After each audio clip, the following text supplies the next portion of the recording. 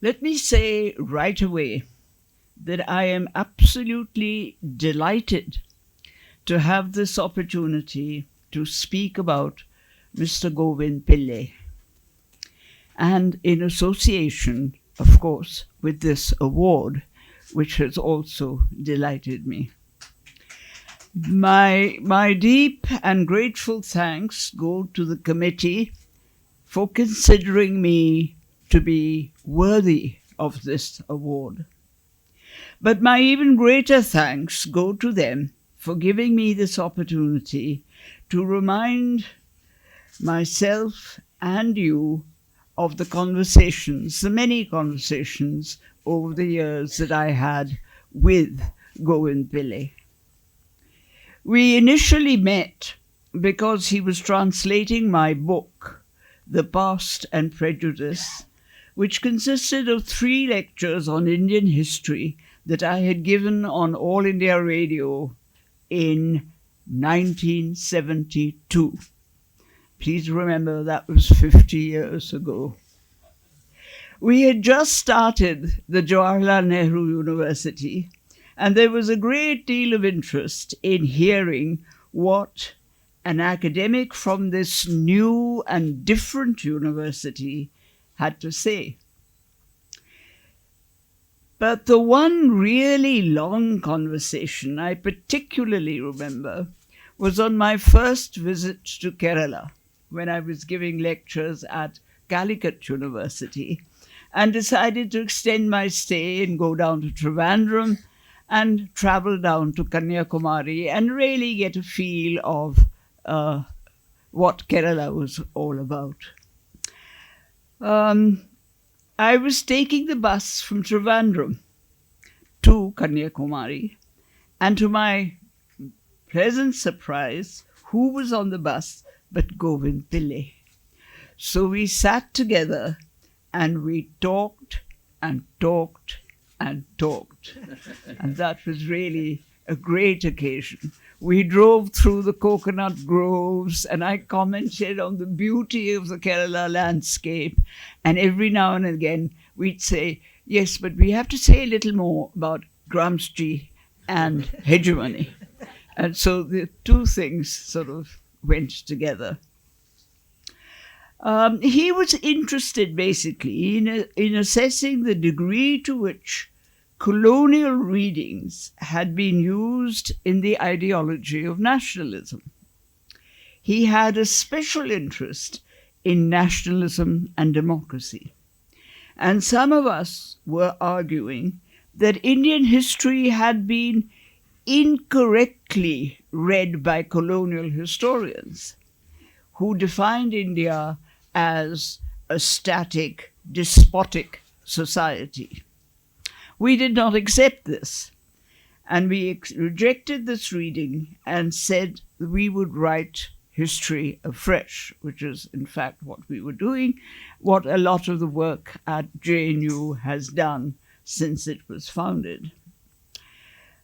The kind of history we wrote then were based on diverse sources, a multiplicity of sources, and used various theories of explanation to describe what had happened. In other words, we didn't have the usual single theory that it was a religious cause or it was a political cause. We said, let's explore. And we did a lot of exploring.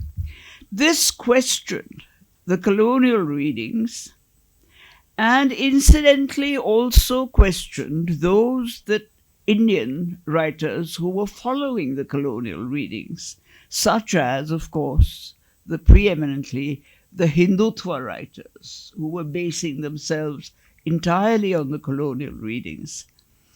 And the two-nation theory, for example, that was foundational to a communal interpretation of Indian history, grew out of this support that Hindutva history was giving to the colonial readings. This, as I just mentioned, was all happening half a century ago. We assumed that in this half century, colonial theories would be discarded and we could move on to more challenging questions of history, which is what we were concerned with as historians. But we have now discovered in the last 1 decade that we did a U-turn, and we're back once again contesting colonial histories that are still being revived through Hindutva versions of history. So in a sense, we're back at the job once more. We obviously didn't do the job well enough for it to have been totally changing the historical landscape. My generation grew up on the cusp of independence. In 1947, this was welcomed enthusiastically, even if we as teenagers, as was just expressed by Mr. Baby, that we as teenagers were not absolutely clear about what independence meant. But we knew it was something good, and we knew we wanted it, and we would work it out the way we wanted it. We were deeply disturbed by the communal riots, the violence and the killings that accompanied these riots, but were absolutely enthused by the fact that the British colonial power had been thrown out of the country. And that's a very positive outcome of that movement. We were transiting from being a colony to becoming a nation state. And the two are, of course, entirely different. Make no mistake about that. The colonial state is totally different from the nation state. The nation state was demarcated territory where all the people living on this territory constituted one nation. They were not segregated communities. This coming together as a unity, which some called nationalism, was a foundational difference between the single nation and the earlier multiple kingdoms that had existed before colonial authority came along. How was the unity and the oneness of the nation to be maintained? The most significant way was to declare that the nation, unlike the earlier kingdoms, was to be secular and democratic. And this is what was declared in the politics of that time, very much so. I mean, if there were two terms that we were familiar with as growing up in school and college, it was secularism and democracy and the meaning of these. Allegiance was given to the system by which the nation was governed. And what was this? Some took their cue from the French Revolution and talked about the time that had come, which was a reiteration of liberty, equality, and fraternity.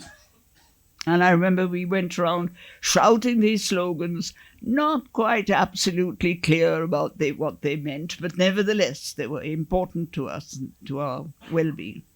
And there were others who thought that focusing on the secular and the democratic was enough and was more effective. As in all ex-colonies, liberation from colonialism meant a new form of governance and taking a conscious decision of what this should be. This meant new structures of governance and new centers of authority. These were debated, discussed, and recorded in a constitution that would be the rule book of the new nation. The new nation would go according to the rules of the constitution. Power no longer lay in the hands of those who claimed to be born to it, but it had moved into the hands of those elected by the citizens of the state to positions that enable them to rule. And this shift in power is extremely important to the politics of post-colonial societies. Society was governed by those who were elected to rule. An adult franchise was therefore crucial. The values that were formulated in this historical change were founded on both secularism and democracy. The unit of society was the individual, the citizen, whose birthright was freedom.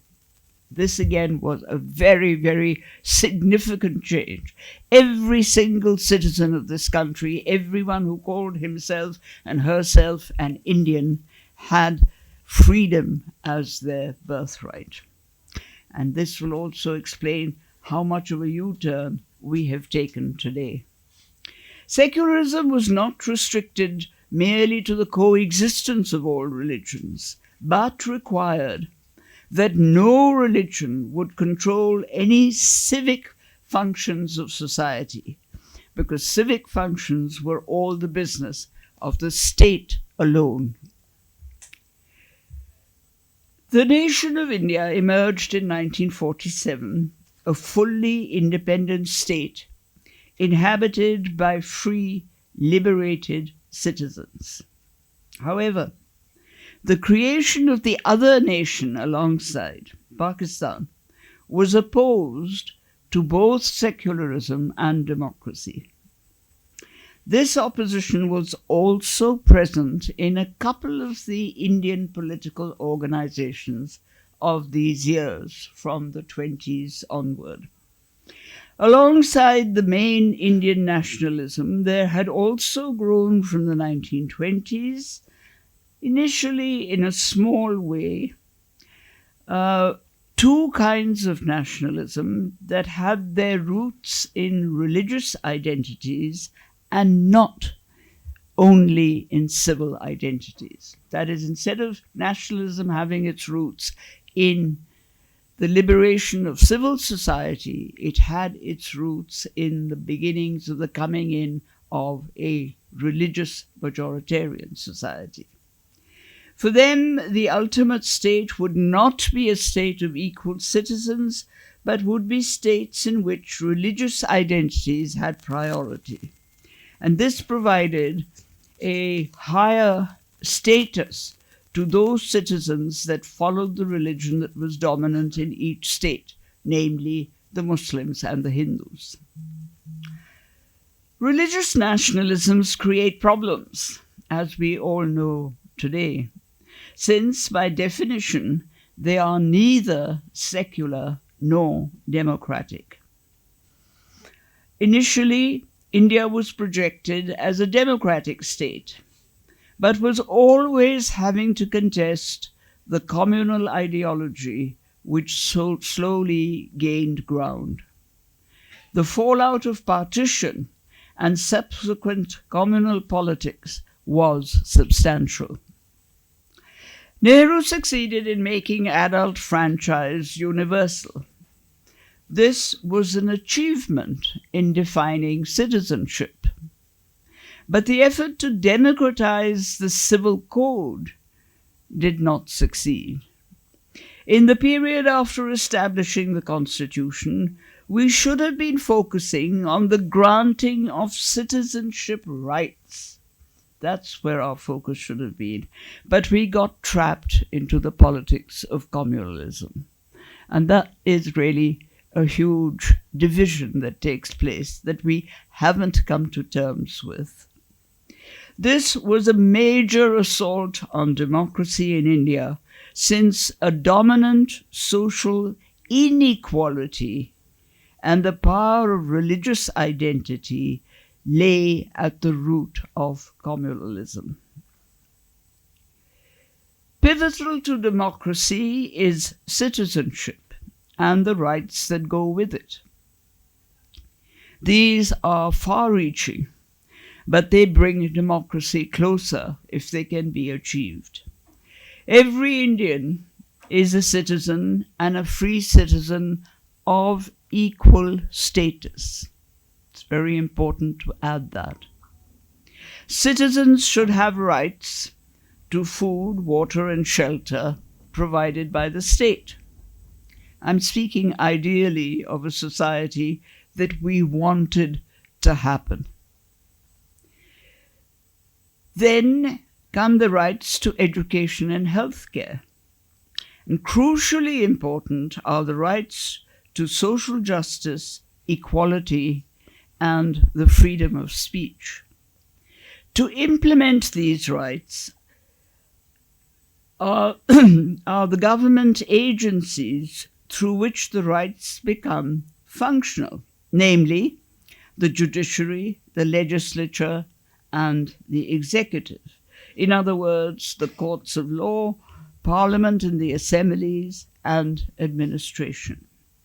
It is only when this entire system functions satisfactorily that we can hope to see democracy working. And the interface of each of these facets from all these different institutions, one with the other, has to be a substantial reality. This is a very basic evaluation of democracy. Most countries do not have a full score, but some have a fairly decent score.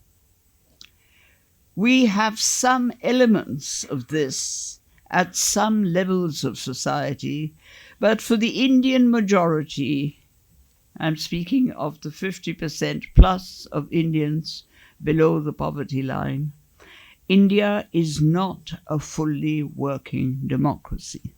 We have a long way to go. The security of the minimum of food, water, and shelter remains a complete dream for half the population. Even those that have these basics cannot be certain of having the freedom of self-expression, which is also an aspect of free citizenship. We are still hunting for a viable opposition to clinch the existence of a democracy. We don't have one yet.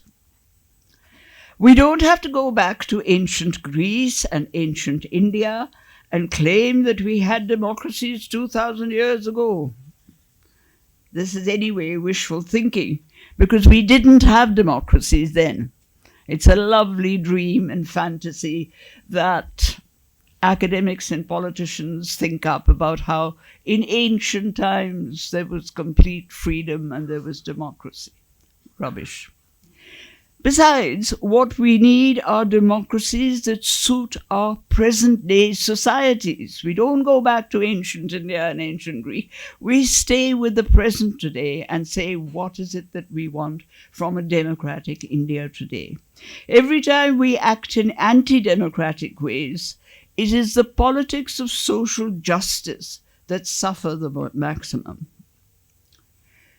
I don't intend to go through the working of each of these aspects of democracy, freedom, social justice, but I will merely pick out a few strands that I think are crucial examples, which we go on quoting day after day, but about which nothing much seems to happen. The British imposed laws on us as a colony. As a democracy, we should have discarded these laws that curtailed our freedoms and gone in for laws that were completely different. But we didn't. The British laws remain. In colonial times, to question the actions of colonial authority was regarded as seditious. It continues to be so. It is the same with incarceration. A person can be arrested and put into jail and remain there without trial for any number of years, irrespective of what the accusation may be. 16 respectable professional people were arrested and jailed in the Bhima Koregaon case. One died. Some are now out on bail, a few, and the rest remain incarcerated. There has been no proper trial to justify these arrests. And one's really concerned about this because of the recent incident that happened where another person who was accused of being a Maoist and was jailed, after 10 long years, he was acquitted and released. So the trial is very, very important. One doesn't really know what the result of the trial may be. He died soon after because of ailments that were not given attention to when he was under arrest. Others still languish, awaiting a trial. One may well ask, is this how democracy functions?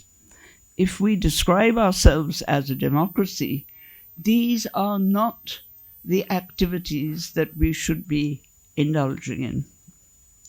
Providing a shelter is nobody's concern. This is only too well known by those who live on lands that are constantly submerged. Whenever the height of the Narmada Dam is raised, the land is submerged, people have to vacate the land and move to a higher elevation.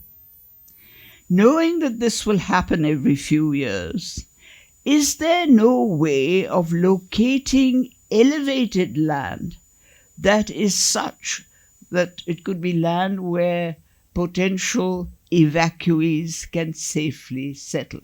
Surely it is possible to find such lands.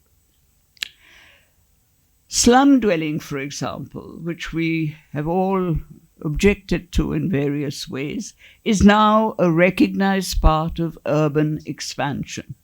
Every city that expands laterally also acquires slums. Again, have we really paid attention to that? To organize healthcare may be beyond the competence of most governments, but some minimum facilities can surely be provided. And then I come to education, which I have been writing about all my life. It should be a focus of democratic functioning. It's a much sadder story. It has among the lowest of budgets, and those who are competent to organize it purposefully in a proper way are generally the ones who are kept away from education. The people that move in to organize it are people who don't very often really know what we actually want from being educated.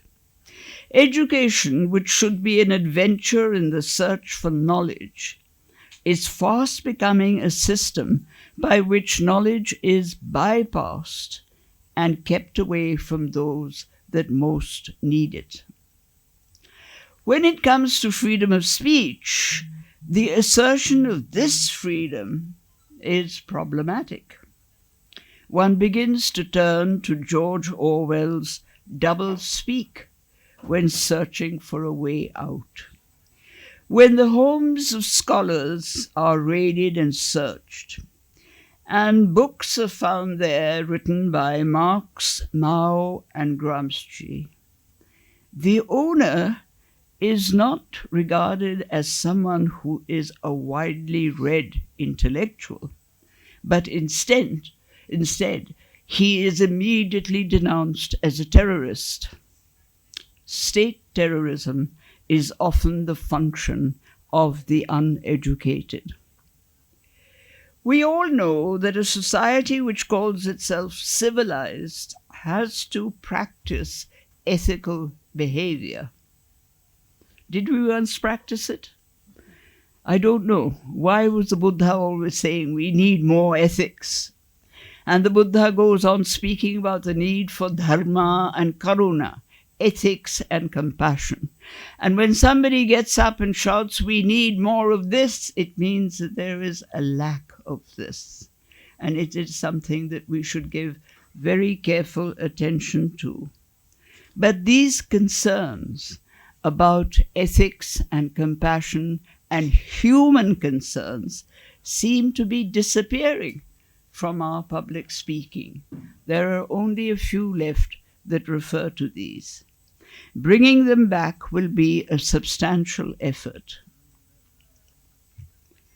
I don't intend to go through what is expected of democratic functioning. We all know that. We all know what is absent. We all know what is lacking. But as thoughtful human beings, can we make our society turn towards doing what will make us a fulfilled society and turn us away from the present impoverished form?